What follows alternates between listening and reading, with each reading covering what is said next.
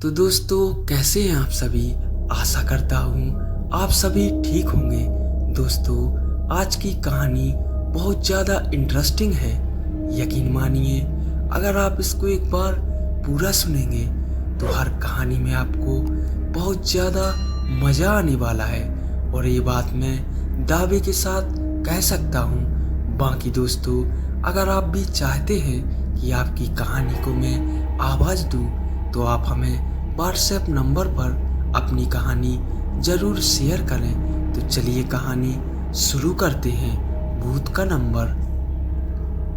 भूत हमारी दुनिया का हिस्सा है और इसी वजह से वह हमसे संपर्क करने के लिए तरह तरह के माध्यम चुनते रहते हैं। लेकिन आज तकनीक बदल चुकी है और भूत भी अपने संपर्क साधने के तरीके करना चाहते हैं।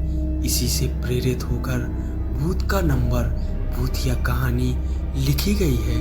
मुझे पूरी उम्मीद है कि आपको यह कहानी पसंद आएगी। शहर में एक अजीब अफवाह फैल गई थी कि लोगों को भूत का फोन आ रहा है, और तो और कई लोगों ने अपनी मोबाइल स्क्रीन पर भूत का नंबर तक दिखाया, लेकिन किसी के पास कोई तथ्य नहीं है जिनसे है साबित किया जा सके कि उनकी बातों में सच्चाई है। लेकिन जब तक यह केवल मजाक तक सीमित था, तब तक तो लोग इसे हल्के में ले रहे थे। लेकिन एक घटना से सबके कान खड़े हो गए। एक दिन एक व्यक्ति मोबाइल में बात करते हुए अपनी बिल्डिंग की छत से कूद जाता है और नीचे गिरते ही उसकी मौत हो जाती है। शहर में एक व्यक्ति की आत्महत्या आम बात है, लेकिन फोन में बात करते हुए कूदना, इसका मतलब वह किसी न किसी से तो अपने मरने की वजह बता रहा था। इसीलिए पुलिस हकीकत आगे बढ़ाती है और उस व्यक्ति के मोबाइल की आखिरी कॉल रिकॉर्डिंग मंगवाई जाती है। लेकिन ताज्जुब की बात तो यह थी कि उसी समय उसके फोन में किसी का कॉल नहीं आया था। पुलिस की चिंताएं और बढ़ जाती हैं, क्योंकि लोगों की भीड़ ने उस व्यक्ति को फोन पे बात करते हुए देखा था। तो क्या यह व्यक्ति फोन में बात करने का नाटक कर रहा था? गुत्थी उलझती जा रही थी। एक और हादसे से शहर में दहशत के बादल मंडराने लगते हैं। एक व्यक्ति और रेलवे स्टेशन पर फोन में बात करते करते ही आ रही ट्रेन के आगे कूदकर अपनी जान दे देता है, और जब उसके मोबाइल की जांच की जाती है तो उसमें भी यही पता चलता है कि उसके फोन में किसी का कॉल नहीं आया था। न्यूज़ के माध्यम से खबरों से ज़्यादा अफवाहें फैल रही थी। हर कोई भूत का नंबर जानना चाहता था। डर की आवाज़ से लोगों ने फोन में अननोन नंबर उठाने बंद कर दिए थे। मामला पुलिस की पहुंच से ऊपर था, इसीलिए भूत विशेषज्ञ को बुलवाया जाता है। उन्हें मामले की जानकारी पहले से ही थी, इसीलिए बिना देरी किए मारे गए व्यक्तियों के मोबाइल की नेटवर्क रिपोर्ट मंगवाते हैं, जिसकी फ्रीक्वेंसी से उन्हें पता चलता है कि उनके फ़ोन में भले ही किसी का कॉल नहीं आया, लेकिन फ़ोन से किसी का नेटवर्क कनेक्ट जरूर हुआ है। मामला डिजिटल टेक्नोलॉजी का था, इसीलिए इन्वेस्टिगेशन में डेटा साइंटिस्ट को भी मिला शामिल किया जाता है। इन्वेस्टिगेशन चल ही रही होती है कि अचानक शहर में 3 लोग और अलग अलग तरीके से आत्महत्या कर लेते हैं। इससे शहर में दहशत का माहौल बन जाता है। डेटा साइंटिस्ट को एक सुराग मिलता है। जितने भी लोग मारे गए हैं, सभी के मोबाइल में एक वेबसाइट का लिंक पाया गया है। उस वेबसाइट में बहुत से भूतिया मंत्र लिखे हुए हैं, और उन्हीं मंत्रों में एक भूतिया नंबर भी है, जिसके माध्यम से रिकॉर्डेड मैसेज भेजा जाता है। और मैसेज को सुनते ही कोई भी व्यक्ति सम्मोहित होकर अपनी जान दे देता है। लेकिन वेबसाइट ही हत्या की जिम्मेदार है, यह कहना संभव नहीं था, क्योंकि केवल किसी आर्टिकल को पढ़ने से कोई कैसे मर सकता था।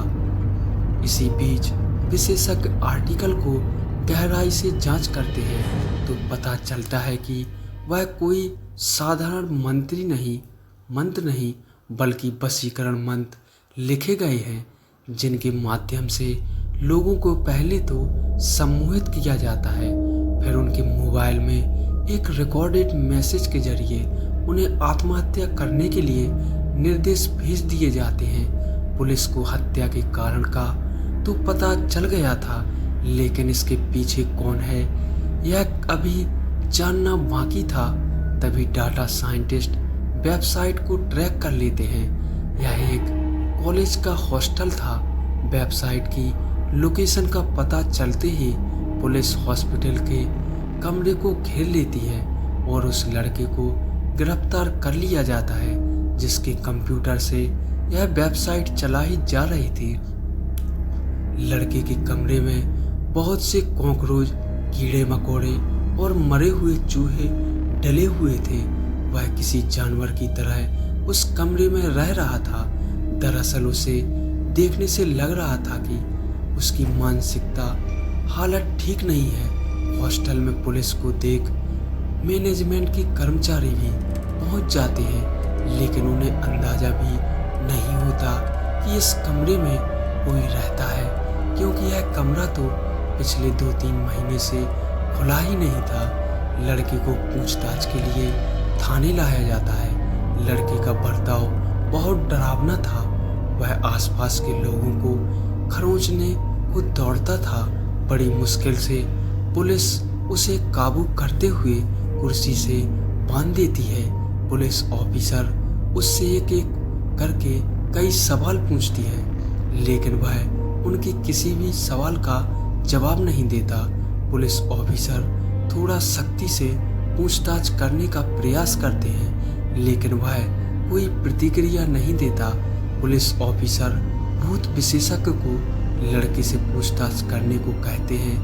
भूत विशेषज्ञ को पहले ही पता था कि वह लड़का साधारण स्वभाव का नहीं है। पक्का किसी प्रेत आत्मा ने उसके ऊपर कब्जा किया है।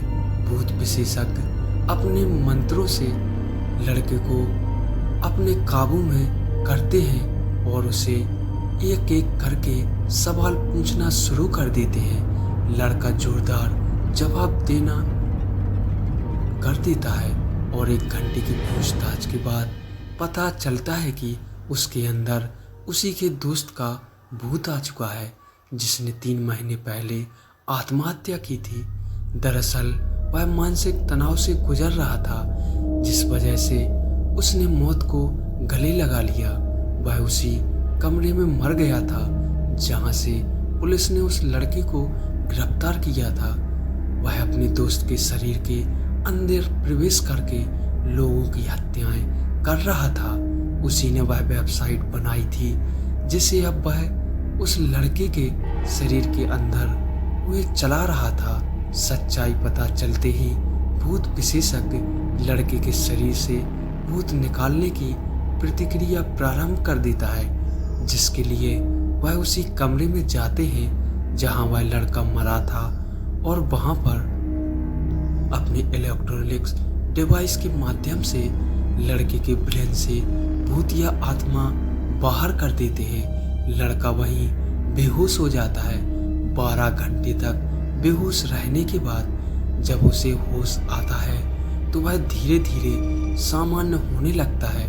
डाटा साइंटिस्ट वेबसाइट को अब डिलीट कर चुके थे। दोस्तों, यह छोटी सी कहानी आपको कैसी लगी कमेंट में हमें ज़रूर बताएं। वीडियो को लाइक और चैनल को सब्सक्राइब जरूर करें। धन्यवाद।